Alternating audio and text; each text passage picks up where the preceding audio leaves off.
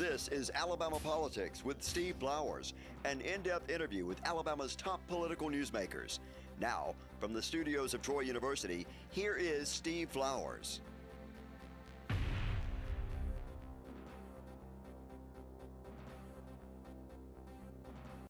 I'm Steve Flowers, and welcome to Alabama Politics. Folks, we're very fortunate tonight to have one of my friends and an icon in the Montgomery River region and around the state, famous lawyer Julian McPhillips. Julian wears a lot of hats, and he's been around Alabama politics and Alabama law for a long time. Not saying he's old, but he's been around a little while. And Julian and I go back to when we worked in the Attorney General's office back in the early 70s. Julian, good to have you on the show. Steve, wonderful to be here with you, absolutely. Folks in the River region, this is where most of my viewers are, know Julian well. He is a renowned lawyer, author, and before I forget about it, I want to mention his books, published by New South Books, and they're fabulous. The People's Lawyer, one of his first books, is written about his life and the colorful life of Alabama politics, and then his most recent book is Civil Rights in My Bones. Published by New South Books. Y'all can get them online. Everybody buys books by Amazon now, on Amazon and everything. But anyway, Julian is a great author. He's a famous lawyer. He's a political activist. He's a minister too. And he also does, he's in charge of, has been the founder and integral part of the Fitzgerald Museum over there close to his house. The Scott and Zelda Fitzgerald Museum, the only one in the world. The only one. Now, Julian, it's over there close to your house in Cloverdale. 2 houses down from where we live. Uh-huh. And if I might add, the house that we live in is also historically significant because Helen Keller was a frequent visitor to her sister there, who owned the home for 37 years. We've been there now 35 years. I visited your house, and we visited talking about politics and this books and everything. You showed me that, your house. Right.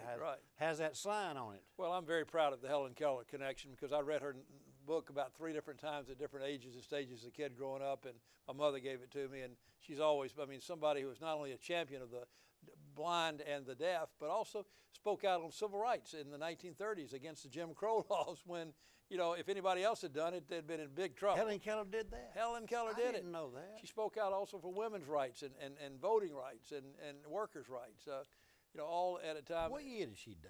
She didn't die until 1968, I believe. You never met her, did you? Did not. But she was born in 1880, and so it was 88 when she died. Her sister, who lived in our home, was about 6 years younger. So her sister lived in the house you and Leslie lived in? Her only full-blooded sibling, younger sister. Have you ever seen the film about Helen Keller, the play that shows the sister in the background, and that was the baby sister. But she grew up and had no health issues, and so married and had 3 beautiful daughters, and all the nieces of Helen Keller. Helen Keller herself never married, but she came and visited her only full-blooded sibling there. She had an older half-brother that I don't think she had too much to do with, but her parents died. At least her mother was the last one to die, probably in the early 20s, and from then on, this is her only real family. So she came there a fair amount, a lot more than most Montgomeryans know. Julian, who knew a lot about Helen Keller, and I think was the Helen Keller lawyer, was Ohio Heffin. Oh, well, I'm Judge sure Heffin knew everything about it because he was Tuscumbia, Totally, and there's a wonderful little place up there called Ivy Green. I'm sure you've seen it. Yeah, they've got a shift robe up there. I went there with old Heffin. He went up and went up there with me. Well, there's a shift robe up there that it looks exactly like a shift robe we have in our own home. And it's got wooden pegs in it, which dates it to the early late 1700s, the pioneer days when they didn't have nails. By the 1830s in Alabama, there were lots of nails. Yeah. So it was before then. And we have one in our home. And another half shift robe size in our son's room, and then the full-size one is in our daughter Grace's room. Julian, I was going to talk to you about this, and I don't know whether you feel comfortable talking about it or not, but folks associate you with Montgomery, but I've written a column that's coming out in a few weeks about your life and career and everything, and your books, and in there, people don't realize when it made me think about when you talk about hammering that nail on that piece of furniture. You have an Ivy League education and Ivy League law school degree and everything, and people don't know that. But you also come from a real old Mobile family. The McPhillips family is a well-known Episcopal family. You have a lot of famous Episcopal priests in your family, but also your family were merchants down there. Julian could have gone back to Mobile and lived out there in the Spring Hill Mobile Country Club area and sipped scotch in the afternoon and go to Mardi Gras balls. And it wasn't been my with cup one of of those tea. Mobile law firms, but he chose to be a civil rights lawyer. Well, it wasn't my cup of tea. My great-great-grandfather was an Irish immigrant who Tell came them over. about y'all family. Celeste's got a great family background, does too. she ever? I'm glad that she's here today watching this with us. Her grandfather was the secretary of the Democratic National Convention in 1916 in New York that called the roll. Now, she grew up in what state? She grew up in Brazil, born and raised in Brazil. That's right. And y'all met y'all went we Princeton? met in Manhattan. After you were out of law school, you were well, I was practicing 2 law. years out of law school. Somebody from my law firm invited me to a party. A former classmate of mine invited her to the party. And there we were, how we met each other. I had 3 wrestling matches earlier in the day at the New York Athletic Let's back Club. up a second. You'd gone to Princeton undergraduate school and were a wrestler, all-American wrestler at Princeton. Then you went to Columbia Law School. Right, and coached there, and also was a student there, and was a student body president there. See, a lot of folks in Montgomery watching think you may have been born and raised here in Montgomery because you spent all your adult life here. But but that's interesting. You actually grew up in Coleman. Had roots in Mobile. Right. But then went off from Coleman High School playing football and wrestling there to go to Princeton But to there wrestle. was an interim. There, I didn't go straight from Coleman. You went to Swanee for a while. Went to Swanee Military Academy Which in is Tennessee. Episcopal school. It proper. was for 5 years. And most McPhillips in Mobile are actually Catholic, like my father was being raised. But he and my mother met each other. She's from a long branch of Presbyterians. They split the difference between Catholic and became Episcopal. And that's how. But go back to you and Leslie. I'm sorry I derailed you because I was going to talk about you going to Princeton and then going to Columbia Law School, and you were a famous wrestler. But you went on to still practicing law there in New York with a New York law firm. I did. And then you and Leslie met. The first 2 years I was at Davis Polk and Wardwell, which if anybody knows the names of Wall Street firms, that's really one of the tops. They had, offices in all the major big cities of the world, from London and Paris and Hong Kong. And it was great in a certain way, being around these so-called princes of the legal world. There was one guy with an absolute photographic memory. He could look at a page, turn it like that, and could quote it back word to word. Not everybody was like that, but there were some really bright people there. But after 2 years there, I was almost moving back to Alabama. I was just getting to know Leslie. And so I stayed up a little bit longer, worked with American Express. And then by then, she and I got married and did some good world traveling. We moved back to Alabama in April of 75, and then went to work at Baxley's office. Let's talk about that 75 group. Let's do, because in 75, Bill Baxley was a progressive young attorney general, barely 30 years old. Now, you young or older? You and Baxley the same age? Oh, no, he's about 5 years older than I am. Older than you are, so that's right. I'm just turning. You're just turning 70. 70 in November, not quite there. Baxley's 75, I believe. Anyway, but Baxley was a young 30-year-old.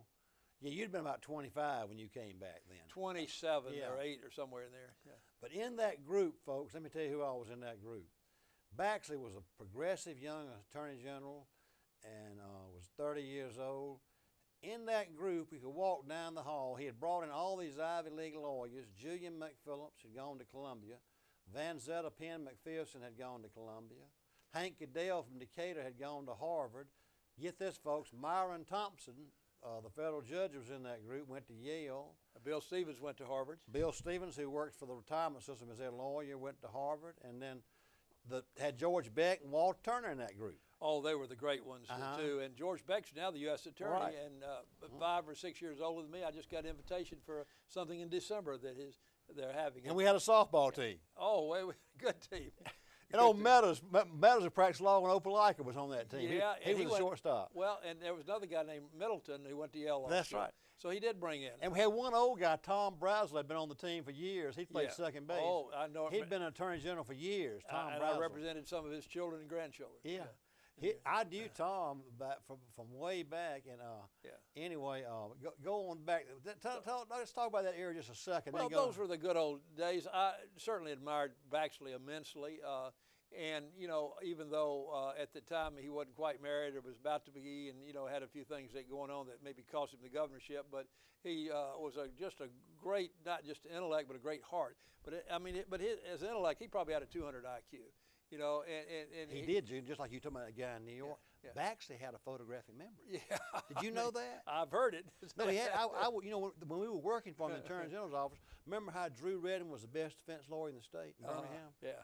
Baxley was going up against Drew Redding, who prepared for 2 months for a criminal trial. Yeah. Remember old W.T. Baxter's driver? Yeah. W.T. Moore? Oh yeah. He drove Lucy too, and we got in the back seat, and we drove to Birmingham and got there in an hour and 15 minutes.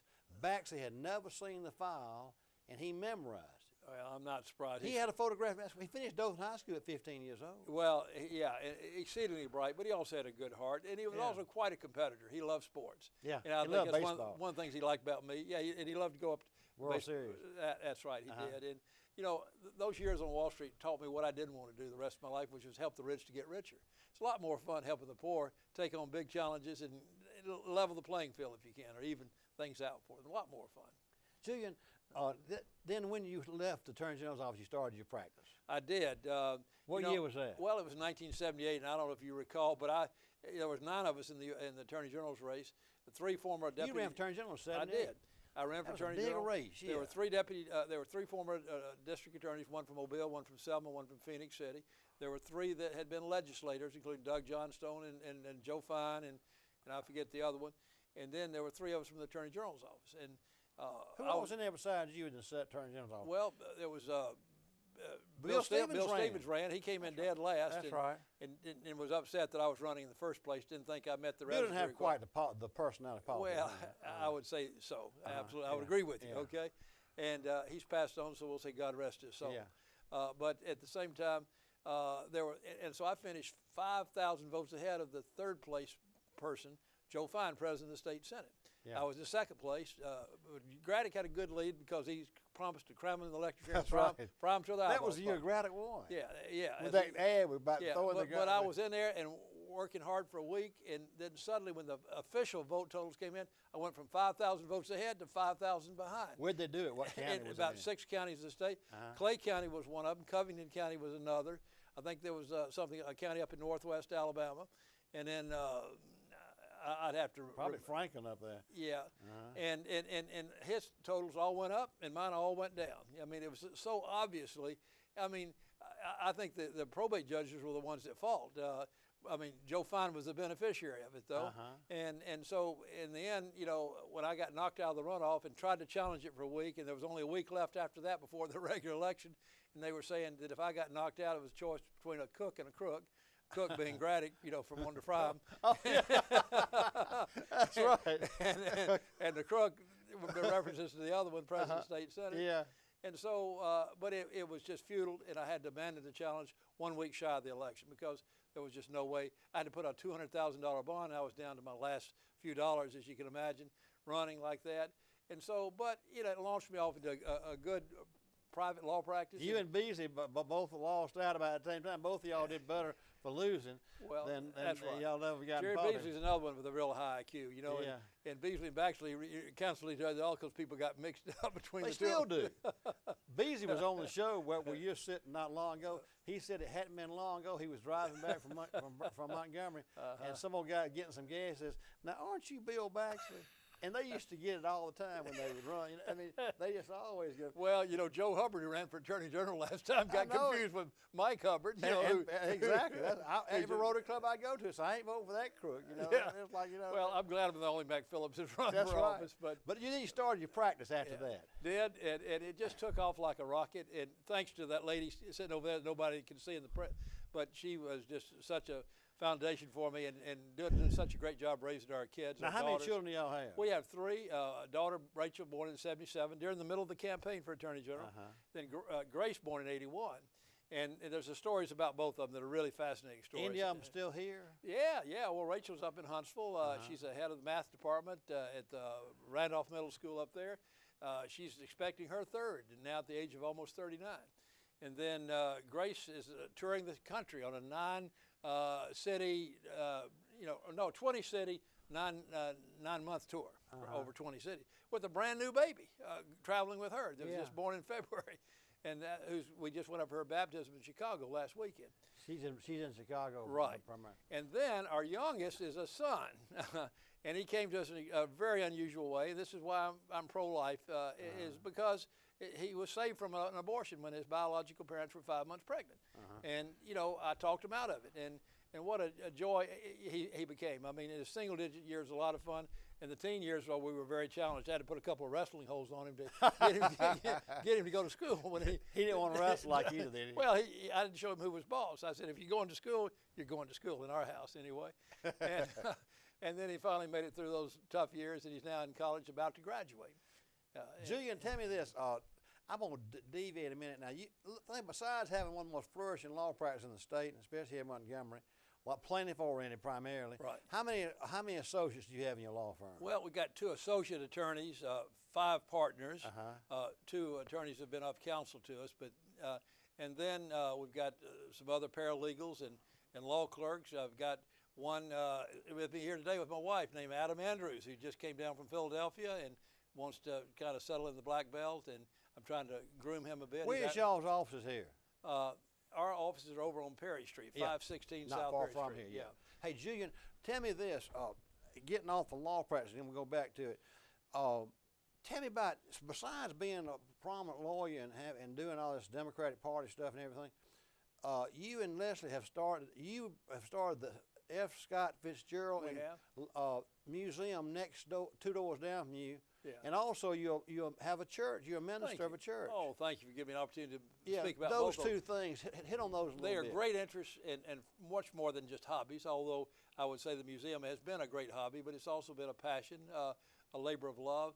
See, we're just 2 houses down. Some people think because I went to Princeton, Fitzgerald did, that's, behind it, but no, far more than that. I recognize what a great literary light he was. And Zelda, in her own right, you won't believe what an icon she is, especially an inspiration to mental health people. She had 4 books written about her just 2 years ago in the same year, one by an Italian author. Fitzgerald and Zelda are both much more popular probably in Europe, maybe even in Asia, than in America. I mean, although they're popular in America. His book, The Great Gatsby, is the 2nd most widely read book in the world as a novel, according to Oxford University of English study. And so both of them are great literary icons, and we wanted to stimulate a literary revival in this town, too. I think their writing inspired me in my most recent book, the Civil Rights in My Bones. But we've gone from what was just sort of a fledgling museum in the earliest days to maybe something that's getting to be a world-class museum now in terms of the artifacts and memorabilia. We got people from New Zealand, Australia, Europe, and Asia coming, all over the Americas coming. Do you think they come just for the museum? A lot of them do, and this is something that the fathers of this town, political fathers, don't fully realize. Now, we did get some support back in 2013 when we had the Fitzgerald International Conference here. City Council and the mayor and the county commissioners all supported us somewhat. But in terms of what we have done for the city compared to what they've done back for us, I think we're much more the giver than the receiver. And we would like to receive a little bit more support from the business community than we have, but for whatever reason. That's part of the history of Montgomery. I mean, you talk about that. It means a lot to save that history because that's part of the history. No doubt. Zelda Fitzgerald being from here and everything. Well, I like to say she was progenitor, if you will, or one of the originators of the, the feminist movement. Yeah. She was also a progenitor of the flapper movement. Her picture was on the cover of Hearst International Magazine back in 1921, which was the equivalent of Life magazine in those years. Julian, was she in Tallulah Bankhead at the same time period? They were close, and they knew each other. She's older than Tallulah Bankhead, I think. No, I think Tallulah Bankhead was a little bit older.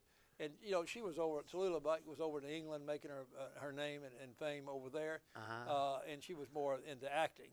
Zelda was into several arts, including writing and painting and dancing. Those 3 are all great arts. And she was well known and did well in all 3. But unfortunately, she died in a fire up in Asheville, North Carolina. She had mental health problems. It was off and on, And she'd be back in Montgomery from time to time, seemingly doing fine, and then she would be up in Asheville, North Carolina, and when they were in Europe and places over there.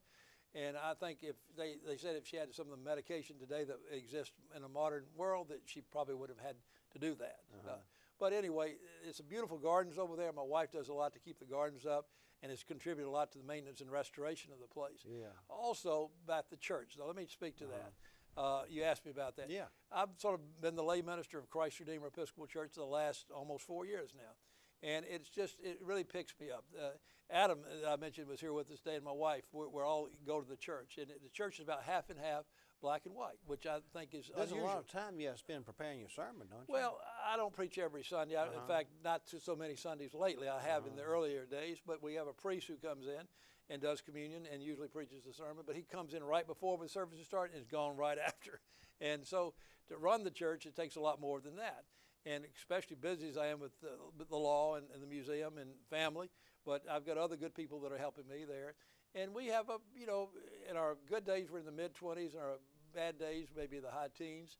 And but we have a lot of fun with it. And the services, the worship, the praise and worship really picks me up, helps get me through the next week coming. Because, it's just something in my bones and blood as well.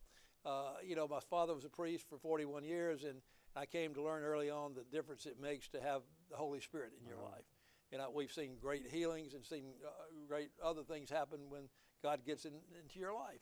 And so, he has given me the energy, he's given me the life, and I take it not for granted. In chapter 40 of my book has 40 chapters by design. The most recent one, Civil Rights. Right, Civil Rights. The 40th chapter is the one of closing comments, and kind of has a theological perspective, if you will, God being the ground of our being, and that none of us has any, life is a journey. None of us has any choice in what age, what race, gender, whatever, ethnic group that we're born in, and how it's God's gift to us all, and also, but he's given it to us for a purpose, like the parable of the talents, and he wants us to do something with it and multiply it. And while we can't earn our way into heaven, I do think ultimately, and Christ says it in his Gospels, there will be some degree of accountability, and I think we owe it to him to honor him. How'd you use your talents? I gave you, yeah, exactly. A lot of parables in the Bible about that. But hey, Julian, you are what I would call a true Renaissance man. There were men growing up when I was in Troy that were sort of like that. You knew them too, and that old, in our parents' generation, who wore a lot of different hats. Well, they didn't just practice law. They didn't just own a hardware store. Well, they had a insurance agency over here, a bank over here, preached over here, had a law. They did. Thomas Jefferson, for example. Well, in our early years, think about what all things Thomas Jefferson did. Well, you honor me greatly. I think the greatest Renaissance figure in my life that I know, I didn't know him personally, but our lives overlap, was Winston Churchill. Yeah. He was a great... what did he do besides being besides being a great government leader and a great writer, he wrote a 6-volume series on the Second World War. He was also a great painter. Did not know that. And Churchill was a painter. A painter, yeah. He painted great Would he scenes. sell his paintings? I don't know where they are now, where they are. But, one interest of mine that we haven't touched on too much, and I do have a lot of disparate or myriad interests, is wrestling, in which I've continued here. I've started a lot of wrestling teams here. Both at St. James and at Catholic, and helped Prattville and Wetumpka get started, and actually coached 4 different public high school teams here, just as an assistant, not part-time, not full-time, but Lee, Lanier, Jeff Davis, and Carver. And so I think it's good for all of us to have balance in our lives. We don't have to do everything, but it's good to be interested and excited about what you're doing. Give it as much enthusiasm as you can. You know the definition of enthusiasm anyway, don't you? Onteos is a Greek word which means with God. When you're enthusiastic, you got God's Spirit within you. And I think that too many people are walking around with sort of long looks on their faces from whatever else is coming next. And, life is much more fun, if you're enthusiastic. Yeah. And it's not, it's not a secret how to get there. It's something that we can all do, but it involves developing a great relationship with the Lord. And how does that happen? You have to have a good relationship with other people, because the great commandment is to love God with all your heart, soul, mind, and body. But he said the second part of it is likened to the first, is to love your neighbor as yourself. And that's, we're all human, and idolatry is a big thing we all fall into, but it's worth making the effort. And so it's a discipline. It's sometimes an effort, to get it all ready together for a Sunday evening. But the joy that comes in the end is worth it, and it motivates other things in my life. Julian, we only got about 4 or 5 minutes left. One quick question. I've had Jerry Beasley on this show, and I asked the question. He had so many big plaintiff cases over his career, Jerry has. He named one where he had a that Kubota accident, the overturn. If you had to name one of your most rewarding cases where you think you made a legacy as far as your legal practice, an Alabama precedent or a national precedent? If we ain't got much time, we could probably name 50. Well, I would say, these two books here on the covers, we've got two. I've stood up, for civil rights, as I say, Right. and for against police brutality. This case here involved a kid in last March of 2014, walked out of Huddle House, didn't even know that there was a policeman in the parking lot, but the policeman had been called by Huddle House because they didn't like the way the guy was acting, but he hadn't really done anything. He hadn't committed a crime, didn't have a weapon on him, got in his car, backed up as if he was going out to Highway 280. Policeman shot and killed him. Just In what town?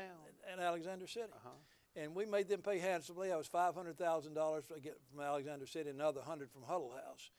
Here's another case earlier where the police here ran over a Montgomery person and one of the tenement places, and we made them, account also. Now those were just, I've had several employment discrimination cases. My class action against the Highway Department opened up to all of the state of Alabama. So you're the one who filed that? I brought that one that opened up employment to African Americans that was previously not much, and so it spilled over to other departments of state government. And then I've had even one personal injury case in Macon County that settled in the 8 figures, if you can do the arithmetic on that, where somebody was very seriously, badly injured. I've got another case coming up where a young lady was shot and killed by the police when all she had was a pocket knife on her, and her parents had called and warned 911, please help us with our daughter. She's suicidal. She's threatening to cut her wrist with her pocket knife. And they knew that when they stopped her, and she gets out of the car with her pocket knife. Oh, we're so afraid. Bang, bang, bang. We're going to shoot and kill you. And we did. Kill the girl? Yeah, they killed her. Uh-huh. I mean, what town was that in? It was in Macon County, just out, Auburn policeman, just outside Auburn in Macon County. 5'3" girl, maybe 135 pounds, 37 years old, Caucasian, and they just shot and killed her. Just so unnecessarily. And, I've made decent enough money. I haven't made the kind of money Jerry Beasley's made, and that's fine and good. I admire Jerry. Jerry does national stuff now. Yeah, and he deserves what he's a genius at organizing, and he deserves, and his firm deserves what they've done. But on the other hand, my calling has been, and I don't want to talk about the least of these, my brethren, because that's sometimes something they talk about too, but is that, I've reached out to help people that otherwise would not have been able to make it and struggle against forces far more powerful than themselves, and I get a certain joy from that, certain meaning and purpose, certain calling, if you will. One quick last question, I don't have a minute left. If you had to name a current, in our lifetime, a Democratic politician you thought would win the Profiles in Courage Award for Alabama, who would you put in there? For Alabama? Have we had anybody who, Carl Elliott got the first Profiles in Courage Award, who was a congressman from Jasper when you and I were little boys. Well, Baxley would be up there for his pursuit of the church bombings, and then I'm trying to think who else would be. Would you put Heflin in there? Oh, definitely would put Heflin there. And Jim Folsom Sr. actually deserves some credit. Big Jim. I'm glad you said old Big Jim. I mean, I like Big Jim, and he lived in the town that I grew up in, I Coleman. love Big and Jim. we said, I'm glad you said old Big Jim. we used to say in the elementary school hallways, Big Jim, he's our man. Throw Wallace in the garbage can or whatever. But he had Adam Clayton Powell come to the state gubernatorial mansion back in the 50s. Sure did. And so I think he was definitely progressive on that. Well, folks, our time's up. Our guest tonight has been famous Montgomery lawyer and wearing a lot of hats, Julian McPhillips. And we appreciate Julian taking time out of his busy schedule to be with us. He's got 2 great books out. Y'all get a chance to look those up. And thank you, viewers, for watching. Hope you'll join us again next week for Alabama Politics. Thanks, Julian. Bless you, Steve. Thank you, my friend.